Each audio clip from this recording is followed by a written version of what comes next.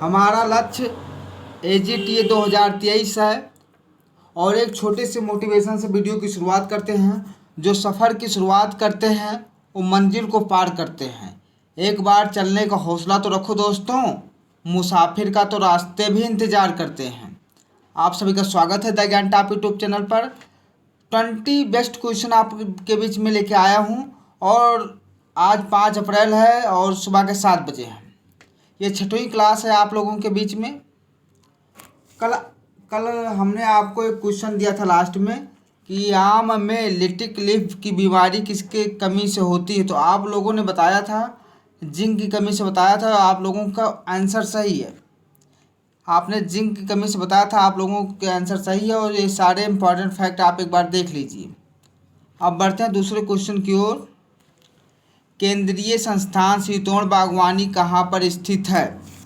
समझ रहे हैं आप? Central institute for temperate horticulture कहाँ पे स्थित है? तो ये जम्मू में स्थित है। कहाँ पे स्थित है बाबू? जम्मू कश्मीर में स्थित है, यानी श्रीनगर में स्थित है। बिल्कुल ये श्रीनगर में स्थित है। अगर आपसे पूछ ले कि Indian institute of horticulture research कहाँ स्थित है, तो हिमाचल में स्थित है। एक क्वेश्चन और बनता है, सेंट्रल पोटैटो रिसर्च इंस्टीट्यूट कहाँ पे है? तो ये शिमला में है। कहाँ पे है? ये शिमला में है। सारे क्वेश्चन आपके लिए काफ़ी इंपॉर्टेंट हैं। अब बढ़ते हैं क्वेश्चन नंबर 3 की ओर। अर्का मेघना किस सब्जी की प्रजाति है? तो अर्का मेघना किसकी प्रजाति है? ये मिर्च की प्रजाति है और ये हाइब्रिड किस्म है। मिर्च की कौन सी किस्म है? ये हाइब्रिड किस्म है और ये मिल्ड्यू और वायरस के प्रति प्रतिरोधी है, यानी रोग से लड़ने की क्षमता इसको है। अगर हम बात करें शिमला मिर्च की प्रजातियों की, तो गोल्डन क्वीन है, चाइनीज जैंट है। अगर हम यहाँ बैगन की प्रजातियों की बात कर लें एक बार, तो अर्कासील है, अर्का केशो है, अर्का निधि है और पूसा भैरो है। टमाटर की अगर हम बात करें वैरायटी की, तो आप लोग नोट करिएगा टमाटर की वैरायटी अर्का सौरभ, अर्का विकास, ये सब टमाटर की वैरायटियाँ और ये सारी वैरायटियाँ एग्ज़ाम में कहीं ना कहीं पूछी जाती हैं, इसीलिए मैं बार बार इन वैरायटियों का जिक्र करता हूँ। भारत में टपकाव सिंचाई का आगमन हुआ, तो ये कहाँ से हुआ? टपकाव सिंचाई का आगमन भारत में इजराइल से हुआ था। कहाँ से हुआ था? इजराइल से हुआ था और इसमें लगभग कितना 50 से 70% पानी की बचत होती है। कितना बचत होता है बाबू? 50 से 70% पानी की बचत होती है। और जब इस की सिंचाई की जाती है तो इसमें उर्वरक और रासायनिक पोषक तत्वों का भी प्रयोग कर दिया जाता है साथियों, और बहुत अच्छी विधि है। ये इजराइल ने विकसित किया था और अब भारत में भी ये विधि अपनाई जा रही है। भारत में भी ये विधि अपनाई जा रही है। आपको मज़ा आ रहा होगा तो वीडियो को भैया लाइक कर दीजिए, शेयर कर दीजिए। और क्वेश्चन नंबर 5 की ओर अब हम आगे बढ़ते हैं। फलों को अस्थायी रूप से संरक्षित करने के लिए एसिटिक एसिड का प्रयोग किस दर से किया जाता है? यानी 1% से 2%, 2.5% से 3%, या 3.5% से 4%, या 4.5 से 5%। तो इसका करेक्ट आंसर हो जाएगा 1 से 2%। कितना? 1 से 2% इसका प्रयोग किया जाता है। और साग भाजी को संरक्षित करने के लिए कितना प्रयोग किया जाता है? 1.5 से 2% किया जाता है। इतना आपको समझ में आ गया। ये सारे क्वेश्चन बहुत इंपॉर्टेंट है भैया, लिंक को शेयर कर दीजिए जल्दी जल्दी आप लोग। अब हम आगे बढ़ते हैं क्वेश्चन नंबर 6 की ओर। निम्न में से किसमें सबसे अधिक मात्रा में लोहा पाया जाता है? तो सबसे अधिक लोहा किसमें पाया जाता है? करौंदा में पाया जाता है। कितने % लोहा पाया जाता है इसमें? तो इसमें 39% लोहा पाया जाता है। कितना पाया जाता है? 39% लोहा पाया जाता है। इतना समझ में आया। खजूर में कितना लोहा पाया जाता है? 10.6%। कितना? 10.6% खजूर में पाया जाता है। सेब में कितना लोहा पाया जाता है? तो वहाँ 1% लोहा पाया जाता है। और ये क्वेश्चन डॉक्टर AK त्रिपाठी की बुक में है, हैंडबुक ऑफ एग्रीकल्चर टेस्ट वाली बुक है, उसी में ये क्वेश्चन दिया हुआ है। अब बढ़ते हैं हम अगले क्वेश्चन की ओर। अगला क्वेश्चन है, निम्न में कौन सी प्याज की सफ़ेद किस्म है? तो भैया उदयपुर 102। क्या है? उदयपुर 102 प्याज की सफ़ेद किस्म है और ये किस ऋतु में उगाया जाता है? रबी मौसम में उगाया जाता है। बिल्कुल आपको समझ में आ रहा होगा, ये रबी मौसम में उगाया जाता है। एक प्रजाति दी हुई अर्का बिंदु। तो अर्का बिंदु क्या है मेरे मित्रों? अर्का बिंदु जो है ये गुलाबी किस्म है, प्याज की गुलाबी किस्म है। बिल्कुल। और अगर अर्का उदयपुर की बात करें, जो सफ़ेद किस्म है, कितने दिन में तैयार हो जाती है? 120 दिन में तैयार हो जाती है। क्वेश्चन नंबर 7 की ओर आगे बढ़ते हैं और लिंक को जल्दी जल्दी शेयर कर दीजिए आप लोग। पूसा दो मौसमी प्रजाति है। पूसा दो मौसमी प्रजाति है। किसकी प्रजाति है ये करेले की प्रजाति। बिल्कुल, ये करेले की प्रजाति है और 120 दिन में तैयार हो जाती है। ये कितने दिन में तैयार हो जाती है? 120 दिन में तैयार हो जाती है। बिल्कुल, ये और करेले की एक उन्नत प्रजाति 120 दिन में तैयार हो जाती है। एक करेले का वजन कितना होता है? 120 ग्राम से 150 ग्राम तक होता है। कितना होता है? 120 ग्राम से 150 ग्राम तक होता है। और प्रति हेक्टेयर उत्पादन की अगर बात करें तो 120 से 150 कुंटल प्रति कुंटल उपज होती है। और ये वैरायटी कब बोई जाती है? अगर बात करें पूसा दो मौसमी कब बोई जाती है, तो ग्रीष्मकालीन एवं वर्षाकालीन, दो ऋतु में बोया जाता है। ग्रीष्मकालीन एवं वर्षाकालीन में बोया जाता है। अगर करेले की और प्रजातियों की हम बात कर लें, करेले की अन्य प्रजातियों की अगर हम बात करें तो पूसा विशेष है, बहुत अच्छी वैरायटी है। पूसा संकट 1 है, कोयम्बटूर है, लौंग है। अब एक चीज़ है, एक वैरायटी आती है लौंग।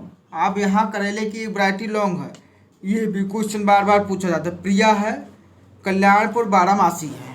तो ये सब वैरायटी है। बिल्कुल, अब क्वेश्चन की ओर 9 आगे बढ़ते हैं। लखनऊ 49 किस फसल की प्रजाति है? तो लखनऊ 49 किसकी प्रजाति है? अमरूद की प्रजाति है और इसे सरदार भी कहते हैं। बिल्कुल, इसे क्या कहते हैं? सरदार भी कहते हैं।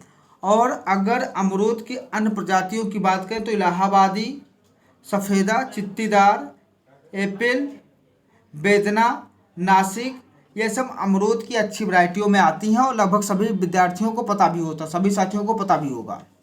अब बात क्वेश्चन नंबर 10 की बात करें तो प्रोटीन की मात्रा सर्वाधिक किसमें पाई जाती है? तो भैया सोयाबीन में पाई जाती। कितना पाया जाता है? 40 से 42% पाया जाता है। कितना पाया जाता है? 40 से 42% पाया जाता है। चने में कितना प्रोटीन पाया जाता है? आप सभी बताइए जल्दी जल्दी। चने में कितना प्रोटीन पाया जाता है? तो 21% प्रोटीन चने में पाया जाता है। कितना पाया जाता है? 21% प्रोटीन चने में पाया जाता है। और चने के बाद हम राजमे की ओर आगे बढ़ते हैं। राजमे में कितना प्रोटीन पाया जाता है? आप सभी बताइए। तो राजमे में 20.5 कितना 20.5 प्रोटीन पाया जाता है। अगर मूंग की हम लोग बात करें तो मूंग में 24% प्रोटीन पाया जाता है। इतना आपको समझ में आ गया होगा। क्वेश्चन नंबर 11 की ओर बढ़ते हैं। गन्ने की जल मांग क्या होती है? यानी गन्ने में कितनी पानी की आवश्यकता होती है? जल मांग उसी को कहते हैं, कितने पानी की आवश्यकता होती है। तो भैया 150 से 150 सेंटीमीटर से 160 सेंटीमीटर पानी की आवश्यकता होती है। तो विकल्प नंबर बी सही है। विकल्प नंबर बी सही हो जाएगा। अगर आपसे धान की जलमांग पूछ ले तो 143 से 167 होता है। आलू की पूछ ले तो 62 से 78 होता है। अन्य जलमांग संबंधित क्वेश्चन आगे आपको मिलते रहेंगे। अब हम आगे बढ़ते हैं। क्वेश्चन नंबर 12 है, दो मुख्य फसलों को तैयार होने के बीच में अल्प अवधि में तैयार होने वाली फसल को क्या कहते हैं? यानी दो फसलों जो होती हैं मुख्य फसलों के बीच में एक अल्प अवधि की फसलों को तैयार किया जाता है, उसको क्या कहते हैं भैया? जल्दी जल्दी आप लोग कमेंट बॉक्स में बताइए।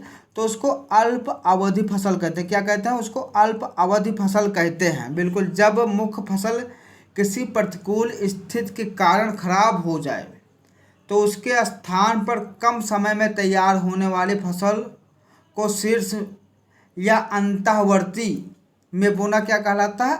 अल्प अवधि फसल कहलाता है। और कैश क्रॉप की अगर बात करें, नकदी फसल की अगर बात करें, तो इन फसलों को कृषक द्वारा पूरा उपयोग न लाकर बाजार में नकद बेच देना क्या कहलाता है? कैश क्रॉप कहलाता है। इसमें गन्ना भी होता है, आलू भी होता है, तंबाकू भी होता है, चाय भी होता है। अब आप क्या गन्ने की खेती हो रही भाई तो कितना गन्ना का प्रयोग कर रहे हो, या तंबाकू की खेती कर रहे हो तो कितना तंबाकू का उपयोग कर लोगे। तो इन सबको तो बेचना पड़ेगा मार्केट में। तो इसी को नकदी फसल भी कहते हैं, कैश क्रॉप भी कहते हैं। अब हम आगे बढ़ते हैं। ये UP agriculture student Telegram group है और ये चैनल है और यहाँ से व्हाट्सएप ग्रुप है, ये सब आप ज्वाइन कर लीजिए। यहीं से पीडीएफ, हाँ एक बात और बता दूँ, अभी तक हमने आपको कोई भी पीडीएफ नहीं दिया, लेकिन आज सारी पीडीएफ मिल जाएंगी। 6 क्लास की पीडीएफ आपको ग्रुप में प्रोवाइड करवा दिया जाएगा, चाहे आप व्हाट्सएप ग्रुप में हो या टेलीग्राम ग्रुप में, सब में आपको पीडीएफ उपलब्ध करवा दिया जाएगा आज, और सारा पीडीएफ एक साथ उपलब्ध करवाया जाएगा। अब हम आगे बढ़ते हैं।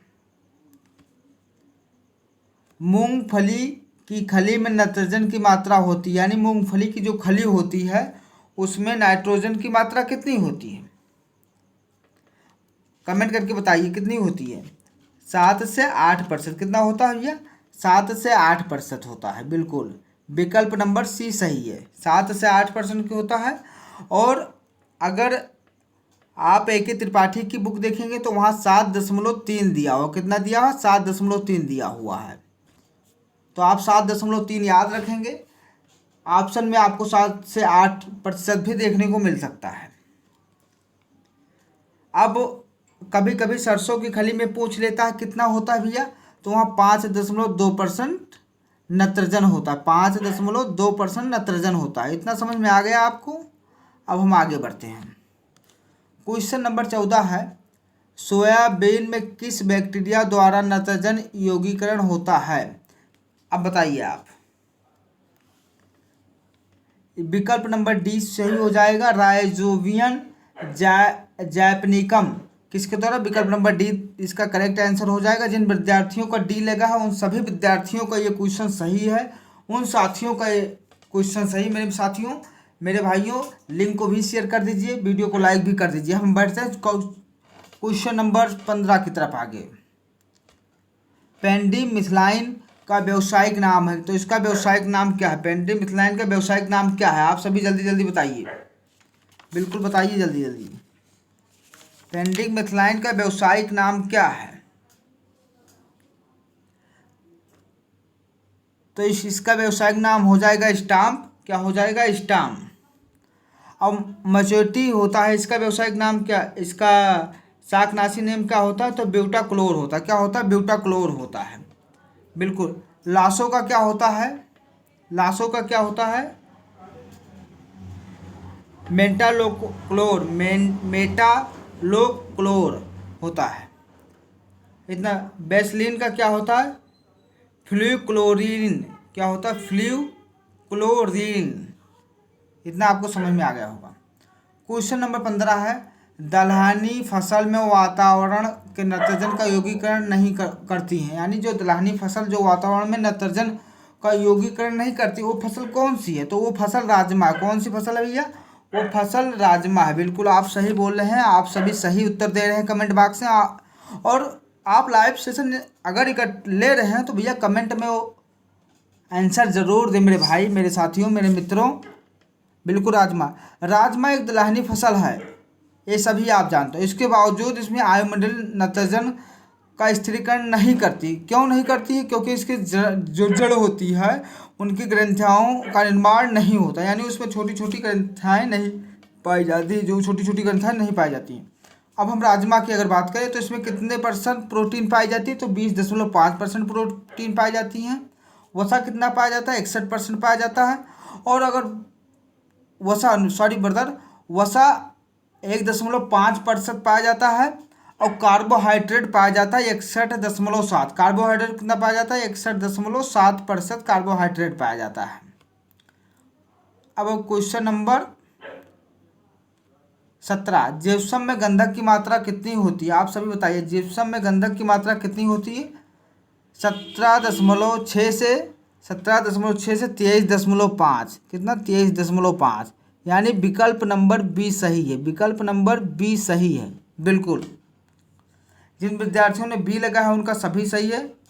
अब एक क्वेश्चन बनता है triple super phosphate. Triple super phosphate में सल्फर कितना पाया जाता है? तो 4% पाया जाता है। सिंगल सुपर फास्फेट में सल्फर कितना पाया जाता है? तो 12% पाया जाता है। क्वेश्चन नंबर 17 की ओर आगे बढ़ते हैं।